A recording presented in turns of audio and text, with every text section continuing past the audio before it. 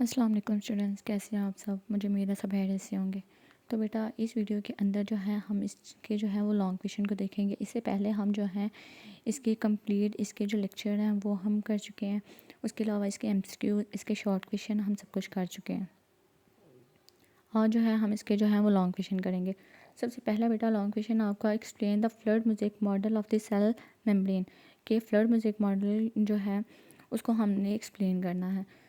तो इसका आंसर बेटा लिखा हुआ है। इसको जो है मैं आपको सिर्फ जो है इसके वो जो एक्सप्लेनेशन है वो आप लोग को जो है ना इस वीडियो के अंदर बताती जाऊंगी सारी क्वेश्चन की।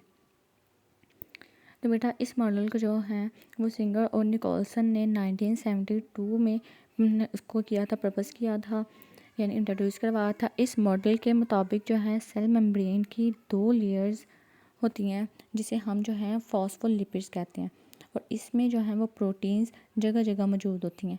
फॉस्फोलिपिड्स क्या करते हैं, वो मूव कर सकते हैं, इसीलिए इसे मेम्ब्रेन फ्लड जो है वो बनती है। उसके बाद प्रोटीन्स बेटा जो है वो मोज़ेक की तरह बिखरी होती हैं, इसलिए इसे फ्लड म्यूजिक मॉडल भी कहते हैं। उसके बाद सेकंड क्वेश्चन आपका आ जाता है, describe the structure and function of the cell wall. के सेल वॉल का हमने जो है स्ट्रक्चर के फंक्शन के बारे में देखते हैं। सेल वॉल बेटा जो है सेल के सबसे बाहर वाली हार्ड और नॉन लिविंग लेयर होती है। ये मेनली किसे बनती है, ये सेलुलोज से बनती है।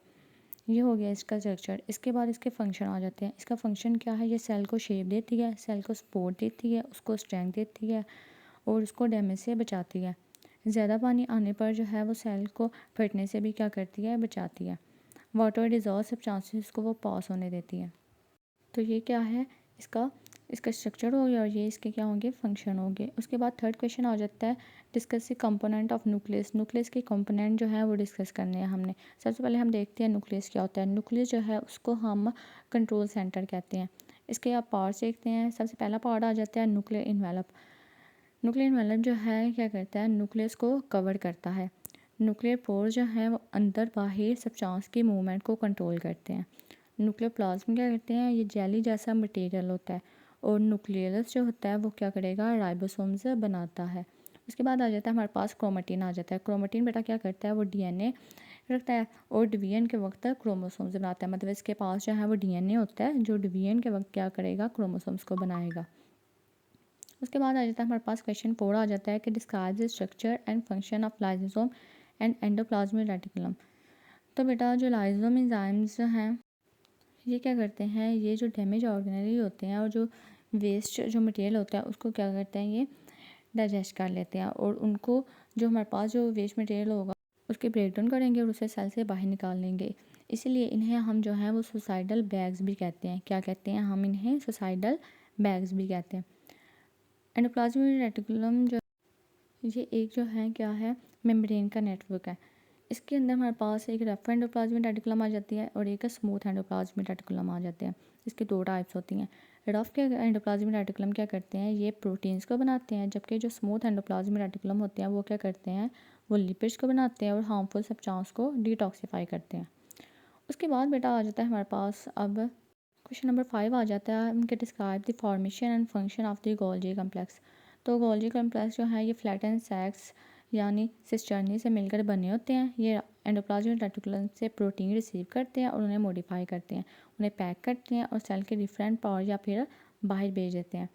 ये लाइजोम बनाता है, यानी जो गोल्जी अपरेटस जो है वो क्या करता है, वो लाइजोम को भी बनाता है। उसके बाद आता है हमारे पास question 6, describe the structure and function of chloroplast. Chloroplast बेटा सिर्फ जो होती हैं वो किस में पाए जाते हैं, प्लांट्स के अंदर पाए जाते हैं। इनमें क्लोरोफिल होता है जो सनलाइट को ऑब्जॉर्व करता है। ये क्या करता है, ये फोटोसिंथेसिस करेगा और ग्लूकोज बनाएगा, ऑक्सीजन रिलीज करेगा और स्टार्च को स्टोर करता है। यानी जो हमारे पास जो क्लोरोप्लास्ट होता है उसके अंदर क्लोरोफिल होगा, जो इसका मेन काम क्या होगा, फोटोसिंथेसिस करना। उसके बाद क्वेश्चन 7 आ जाता है, how does turgor pressure develop in a plant cell. के प्लांट सेल के अंदर टर्गर प्रेशर कैसे डिवेलप होता है।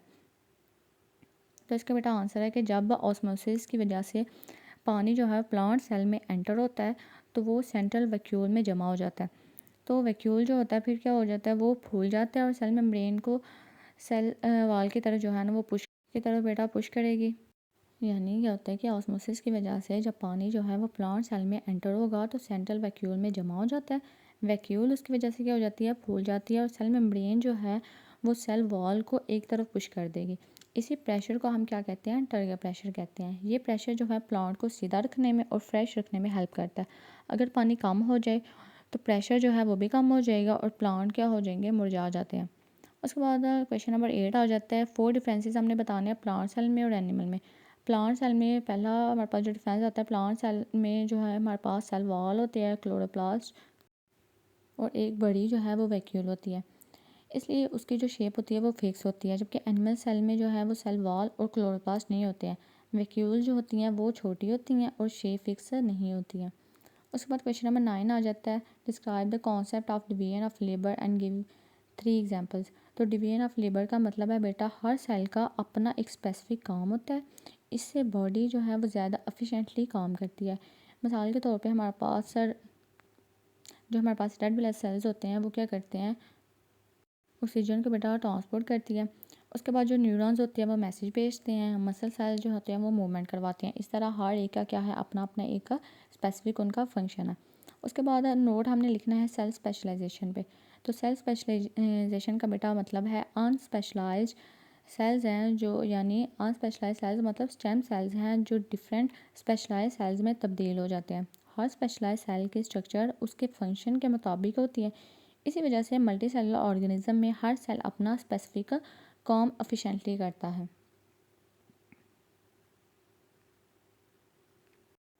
तो ये हो गया हमारे बेटा, लॉन्ग क्वेश्चन भी हो गया। इसी के साथ हमारा जो चैप्टर है वो कंप्लीट हो गया। अब हम जो है इसे जो नेक्स्ट चैप्टर है उसको स्टार्ट करेंगे। अभी के लिए अल्लाह हाफिज़। अगर आपको वीडियो अच्छी लगी हो तो चैनल को सब्सक्राइब कर दें। Thank you.